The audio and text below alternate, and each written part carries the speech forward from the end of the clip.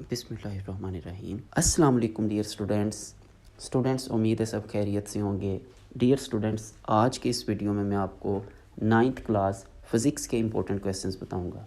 बेटा एक पेंसिल लें और अपनी टेक्स्ट बुक या जो कोई भी आपके पास हेल्पिंग बुक है वो लें और इन क्वेश्चंस को आप साथ साथ मार्क कर लें। इन्हीं क्वेश्चंस को बेटे आप अच्छे से तैयार कर लें। इंशाल्लाह आपके फ़िज़िक्स में 60/60 मार्क्स पूरे नंबर इंशाल्लाह आएंगे। बेटे चैप्टर 1 से पहला क्वेश्चन है define base quantities and drive quantities. बुनियादी मिकदारें क्या हैं और माखूज़ मिकदारें क्या हैं। बेटे इंग्लिश मीडियम स्टूडेंट्स तो देख के इन क्वेश्चंस को टिक कर सकते हैं। उर्दू मीडियम स्टूडेंट्स के लिए मैं साथ इन क्वेश्चंस की उर्दू बता देता हूँ, वो फिर सुन के उन क्वेश्चंस को मार्क कर लें। दूसरा बेटे क्वेश्चन है estimate your age in seconds. अपनी उम्र को आपने सेकंड्स में बताना है। यहाँ ये क्वेश्चन आपको इस तरह से भी पूछा जा सकता है कि आप 15 ईयर्स को या 16 ईयर्स को या 14 ईयर्स को सेकंड्स में कन्वर्ट करें। बेटे तीसरा क्वेश्चन है इंटरनेशनल सिस्टम ऑफ यूनिट्स क्या है। चौथा सवाल है बेटा कि बेस यूनिट्स और माखूज़ यूनिट्स जो हैं इनमें फ़र्क करें। पांचवा क्वेश्चन है प्रीफिक्सेस की तारीफ़ करें और मिसाल दें। छठा क्वेश्चन है साइंटिफिक नोटेशन की तारीफ़ करें और मिसाल दें। सातवां क्वेश्चन है वर्नियर कैलिपर से क्या मुराद है। आठवां क्वेश्चन है वर्नियर कैलिपर का लीस्ट काउंट क्या होता है। यहाँ बेटे आपको ये define least count of vernier calliper के लीस्ट काउंट की तारीफ़ करें, इस तरह से भी पूछा जा सकता है। 9वां सवाल है कि स्टॉप वॉच क्या है, ये किस तरह से इस्तेमाल की जाती है। 10वां सवाल है बेटे define plasma physics and Jio physics. Urdu में भी प्लाज्मा फिजिक्स को प्लाज्मा फिजिक्स ही और जियो फिजिक्स को जियो फिजिक्स ही बोलते हैं। अच्छा बेटे यहाँ तक देखें 10 क्वेश्चंस अलग से मेंशन हैं और इनके बाद 6-7 क्वेश्चन अलग से। ऐसा इसलिए है कि ये जो पहले 10 सवाल हैं ये बहुत ज़्यादा अहम है। अगर ऐसे बच्चे जिनको बाकी क्वेश्चंस तैयार करने में मुश्किल हो तो वो सिर्फ इन क्वेश्चंस को अच्छे से तैयार कर लें तो भी आप काफ़ी रिस्क से बाहर होंगे। लेकिन ऐसे बच्चे जिनकी पहले से तैयारी अच्छी है वो बेटे जो नेक्स्ट क्वेश्चंस में बताने लगा हूँ उनको भी ज़रूर तैयार कर लें। उनमें बेटा पहला सवाल है what is mean by significant figure in a measurement. किसी पैमाइश में जो सिग्निफिकेंट फिगर्स होते हैं वो कौन से हैं। और डिफाइन फिज़िकल क्वांटिटीज़, तबई मिकदारों की तारीफ़ करें। तीसरा सवाल है बेटे एटॉमिक फ़िज़िक्स और न्यूक्लियर फिज़िक्स में फ़र्क। और फिर है positive and negative zero error क्या होता है और ज़ीरो एरर क्या है और ज़ीरो एरर की करेक्शन से क्या मुराद है। छठा सवाल बेटे why do we need to measure extremely small intervals of time. वक़्त के इंतहाई छोटे वक्फ़ों को मेजर करना हमारे लिए क्यों ज़रूरी होता है। और व्हाट इज़ स्क्रू गेज क्या है। बेटे पहले जो क्वेश्चंस मैंने आपको बताए हैं 10 उनको आप अच्छे से तैयार करें। इन क्वेश्चंस को बस 2-3 बार पढ़ लें अगर टाइम हो तो।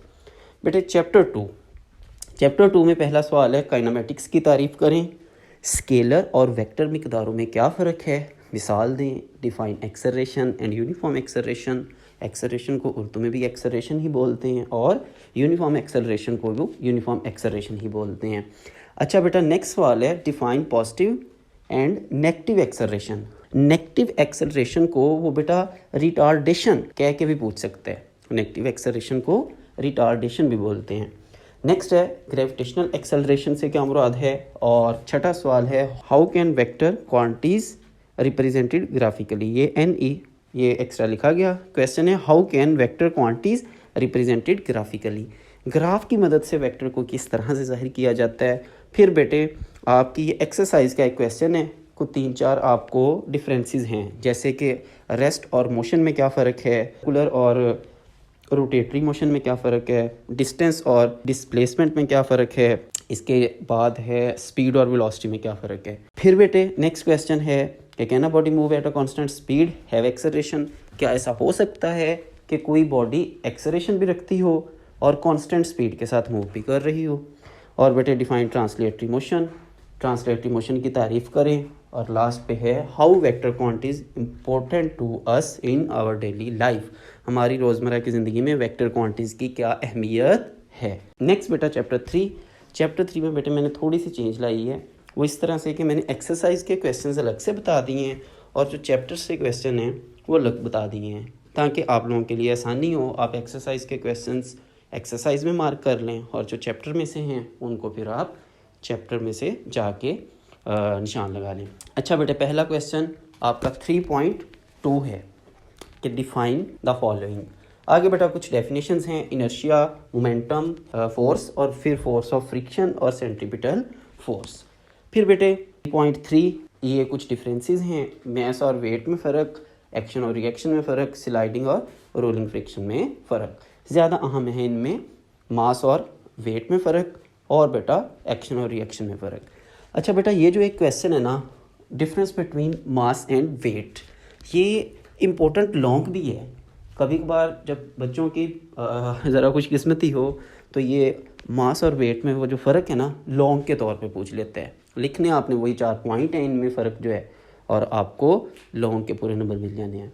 नेक्स्ट बेटा, what is law of inertia 3.4, फिर 3.5, why it is danger to travel on roof of a bus. Bus की छत पे सफ़र करना क्यों खतरनाक होता है। फिर बेटे 3.7, फोर्स किस तरह से रिलेट करती है, या फोर्स का किसी बॉडी के मोमेंटम में चेंज से क्या ताल्लुक़ है।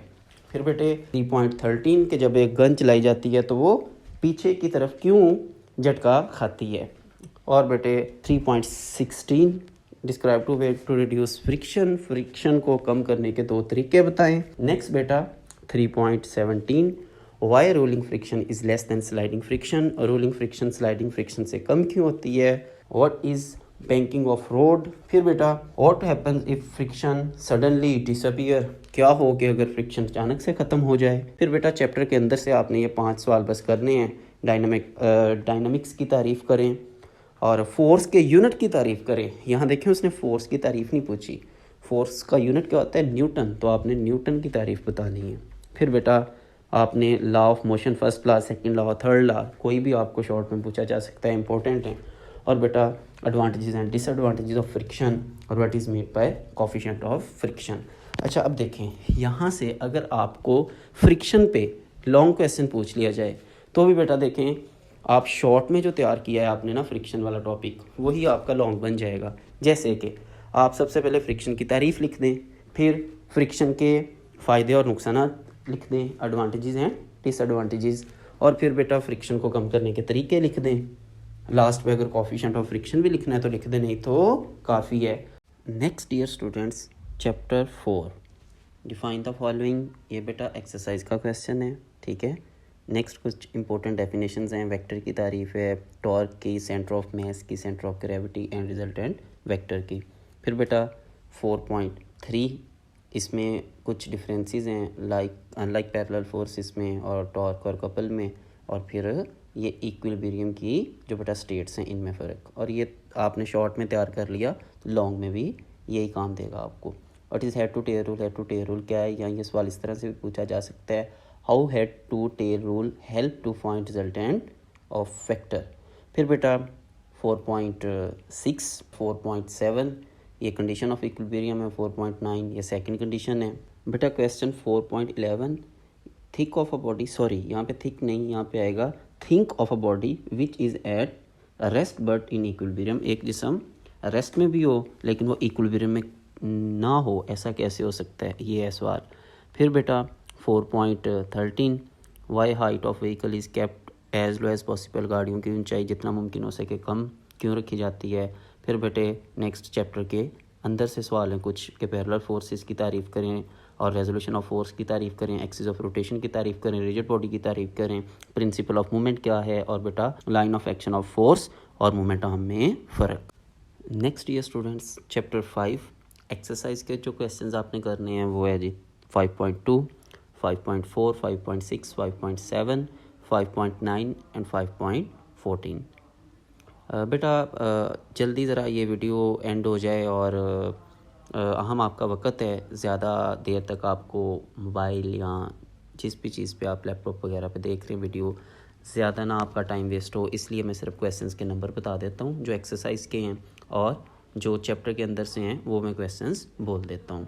ये आपको पता है कि एक्सरसाइज के जो क्वेश्चंस हैं उर्दू मीडियम में भी इसी नंबर से होने हैं, जैसे 5.2 है तो उर्दू मीडियम में भी 5.2 यही होगा। अच्छा बेटा, जो चैप्टर में से आपने क्वेश्चन करने हैं ना वो हैं, ये पहला सवाल डिफ़ाइन ग्रेविटेशनल फील्ड, फिर डिफ़ाइन जियो स्टेशनरी सैटेलाइट, ग्रेविटेशनल फील्ड की तारीफ़ करें, जियो स्टेशनरी सैटेलाइट की तारीफ़ करें और जियो स्टेशनरी ऑर्बिट की तारीफ़ करें। ग्लोबल पोजिशनिंग सिस्टम की अहमियत बताएं। सैटेलाइट क्या होता है, उसके दो इस्तेमालात बताएं। जी, कैपिटल जी और स्मॉल जी में फ़र्क बताएं। ये बेटा चैप्टर के अंदर से अहम सवाल हैं। अब देखें बेटा चैप्टर 5 के जो क्वेश्चंस हैं, यहाँ मैंने 2 पोर्शन बनाए हुए हैं। पहले नंबर पे ऊपर कुछ एक्सरसाइज के क्वेश्चन हैं, फिर चैप्टर के अंदर से क्वेश्चन, और उसके बाद फिर लास्ट पे कुछ एक्सरसाइज के क्वेश्चंस दोबारा से बताए हैं। जो पहले आपको ऊपर एक्सरसाइज के क्वेश्चन बताए हैं वो बेटा ज़्यादा अहम है, और जो चैप्टर के अंदर से क्वेश्चन है ये भी अहम है। लेकिन जो लास्ट पे आपको एक्सरसाइज के क्वेश्चन बताए हैं, जिन बच्चों को तैयार नहीं है पहले से क्वेश्चंस, वो इनको स्किप कर दीजिएगा। जिनको पहले से आते हैं वो रिस्क से बचने के लिए इनको तैयार कर लें, अदरवाइज़ आप स्किप भी करते हैं तो कोई बात नहीं। नेक्स्ट ईयर स्टूडेंट्स चैप्टर 6, इसमें देखें एक्सरसाइज के क्वेश्चंस 6.2, 6.6 दरमियान वाले नहीं आपको करने की ज़रूरत, 6.7, 6.13, 6.15, 6.16 ये बेटे अहम हैं, ज़्यादा अहम हैं। और फिर इनके बाद में जो बताए हुए हैं वो नॉर्मल अहम है, बस 6.4 और 6.14। ठीक है जी।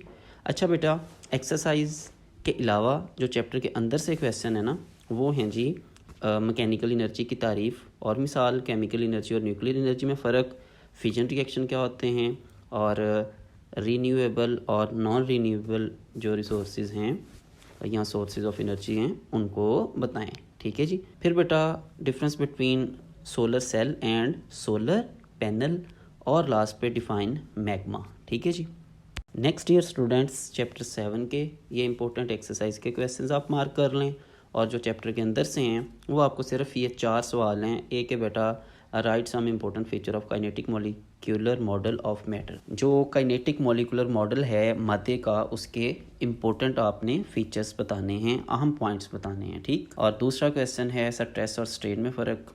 तीसरा क्वेश्चन है यंग्स मॉडुलस की तारीफ़, या यंग्स मॉडुलस क्या है, और बेटा लास्ट पे शिप और सबमरीन में क्या फ़र्क होता है ये बताना है, और चैप्टर 7 भी एंड।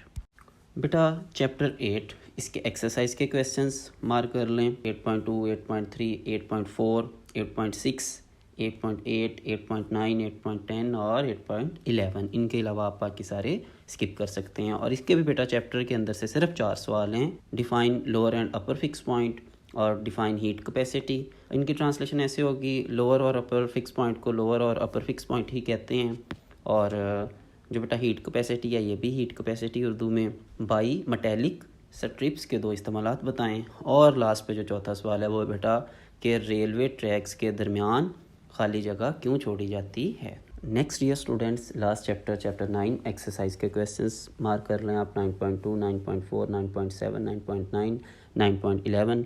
और बेटा जो चैप्टर के अंदर से सवाल हैं वो है कि what is mean by transfer of heat. Transfer of heat से क्या मुराद है, define conduction of heat and convection of heat. ठीक है जी। हीट की कंडक्शन और हीट की कन्वेक्शन से क्या मुराद है। और बेटे तीसरा सवाल define thermal conductivity and right it's equation. Thermal conductivity से क्या मुराद है और इसकी मसावात लिखें।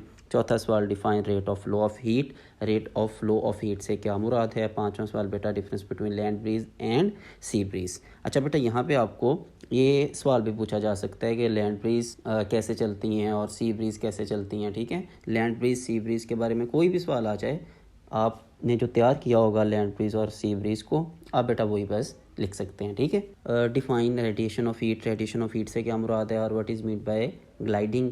ग्लाइडिंग से क्या मुराद है। यहाँ ये क्वेश्चन आपको इस तरह से भी पूछा जा सकता है, what causes a glider to remain in air. क्या वजूहत हैं कि जिस वजह से जो एक ग्लाइडर होता है वो हवा में तैर रहा होता है या ग्लाइड कर रहा होता है। नेक्स्ट बेटा जी लॉन्ग क्वेश्चंस हैं।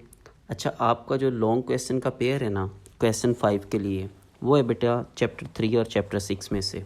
फिर सेकंड पेयर होगा आपका चैप्टर 4 और चैप्टर 7 में से। और जो थर्ड पेयर है आपका वो होगा बेटा चैप्टर 2, चैप्टर 5 और चैप्टर 8 में से। यानी यहाँ आप तैयार कर लें चैप्टर 3, चैप्टर 6 एक सवाल इसमें से अटैम्प्ट हो जाएगा। चैप्टर 4 और चैप्टर 7 दूसरा सवाल इसमें से अटैम्प्ट हो जाएगा। 2 ही आपको बताया आपने 3 में से सवालात अटैम्प्ट करने होते हैं। और अगर बेटा आप उन 2 क्वेश्चंस के अलावा कोई पेयर अटैम्प्ट करना चाहते हैं, यानी जो आपका तीसरा क्वेश्चन होगा, तो फिर उसके लिए आपको 3 चैप्टर करने पड़ेंगे, चैप्टर 2, चैप्टर 5 और चैप्टर 8। आप अपनी मर्ज़ी से जो आपको पहले से चैप्टर्स तैयार हैं उस मुताबिक बेटा आप जो है करें प्रिपरेशन। ठीक है जी। ये बेटा चैप्टर 3 और चैप्टर 6 में से जो इम्पोर्टेंट लॉन्ग बनते हैं वो मैंने बताए हैं। ठीक है जी। यहाँ भी 2 कैटेगरीज बनाई हैं, मोस्ट इम्पोर्टेंट की और इम्पोर्टेंट की।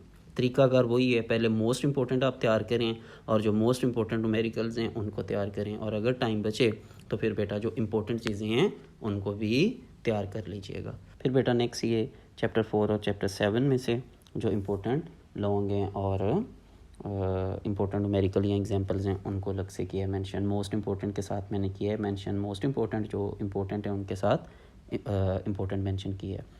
लास्ट पे बेटा चैप्टर 2, 5 और 8, इसमें से मोस्ट इम्पोर्टेंट जो हैं वो अलग और जो इम्पोर्टेंट हैं वो अलग। बेटा ये हैं जी आप लोगों के शॉर्ट प्लस लॉन्ग के गेस। ये सारी चीज़ें अगर आपको आती हैं तो बहुत हद तक आपके MCQs खुद ब खुद ही तैयार हो जाने हैं। और पहले नंबर पे आप एक्सरसाइज के जो MCQs हैं उनको तैयार करिएगा। अगर टाइम हो तो जो कोई भी आपके पास हेल्पिंग बुक है उससे MCQs आप तैयार कर लें। डियर स्टूडेंट्स, देखें आपके सिलेबस को काफ़ी हद तक शॉर्ट करती है। अब बेटा ऐसे स्टूडेंट्स जिनको लग रहा है कि वो ये भी तैयार नहीं अच्छे से कर सकते, वो फिर ऐसे करिएगा कि पहले नंबर पे वो शॉर्ट क्वेश्चंस अच्छे से तैयार करें चैप्टर 4, चैप्टर 7 के। इन 2 चैप्टर्स के ही तैयार करने से उनका इंशाल्लाह क्वेश्चन 2 अटैम्प्ट हो जाएगा। जो 5 करने ना सवाल, 5 के 5 अटैम्प्ट हो जाएंगे। चैप्टर 3 के लिए वो फिर कर लें चैप्टर 2 और चैप्टर 8, या फिर चैप्टर 2 और चैप्टर 5।